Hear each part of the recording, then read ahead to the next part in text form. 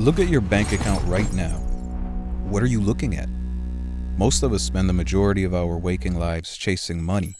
We stress over it, we trade our best years for it, and we measure our success by the accumulation of it. But if I ask you to define what money actually is, you'd probably point to a piece of paper in your wallet or a digital number on a screen. But paper isn't money. Code isn't money. Those are just the containers. To understand why a piece of paper can buy a house, or why a six-figure salary doesn't feel like enough anymore, we have to strip away the illusion. We have to look at the underlying mechanics of the system. Because money isn't a physical object. It's a technology. And more specifically, it's a technology designed to capture, store, and transport the most finite resource in the universe, your time. To see how this technology works, we have to look at the origin story we were all taught in school and why that story is completely wrong. You probably heard the barter myth. The story goes that before money, early humans relied entirely on a barter economy. If I was a cobbler who made shoes and you were a farmer who raised chickens, we would simply trade my shoes for your chickens. It sounds logical, but anthropologically, pure barter economies almost never existed. They are incredibly inefficient because they run into a massive mathematical wall known as the double coincidence of wants. Think about the friction in that system. For a trade to happen, I have to want exactly what you're selling, and you have to want exactly what I'm producing at the exact same time in the exact same quantities. If I want your chickens, but you already have a pair of shoes and really just need some apples, the economy halts. I have to go find an apple farmer who happens to need shoes, trade for the apples, and then bring those apples back to you just to get my dinner. It's a logistical nightmare. It doesn't scale. So how did early societies actually function? Well, it's simple. They used credit. They used communal memory. In small villages, everyone knew everyone. If I needed a chicken today, you gave it to me and we both mentally recorded that I owed you a favor. I was in your debt. The ledger of who owed what to whom was stored in the collective memory of the community. But as villages turned into cities and you started trading with strangers you would never see again, communal memory wasn't enough. You couldn't trust a stranger to remember a favor. We needed a physical representation of that communal memory. We needed a physical ledger.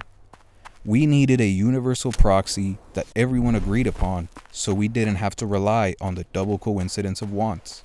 That is a true invention of money. It was the formalization of debt and favors.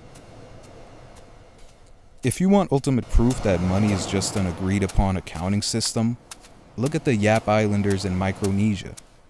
For centuries, their currency consisted of massive limestone discs called rice stones. Some of these stones were 12 feet across and weighed thousands of pounds. They were so heavy that when a transaction occurred, they didn't physically move the stone. The buyer and seller would simply announce to the village that the ownership of the stone had changed hands. The physical location of the money did not matter. Only the consensus of the ledger mattered. In fact, one of the most valuable rice stones was being transported across the ocean when a storm hit, and the stone sank to the bottom of the sea.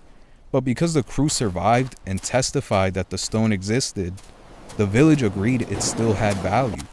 For generations, people bought and sold land using a giant rock that was resting at the bottom of the ocean, unseen by human eyes. Money is not the object. Money is the collective hallucination that the object has value. It is the ledger.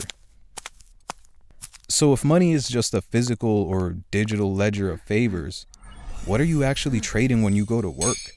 You're trading your metabolic energy. You're trading your time. When you spend 40 hours a week sitting at a desk, pouring your intellectual and physical energy into a job, you're expending finite resources that you can never get back.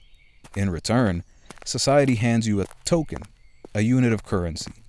That currency is a receipt for the energy you put into the world. It is an economic battery. You charge that battery with your labor today, with the trust that you can discharge it tomorrow or next year, or in retirement to extract an equal amount of labor and energy back from society. You build a spreadsheet, society gives you a token, and you use that token to have someone else build your house, grow your food, or even fix your car.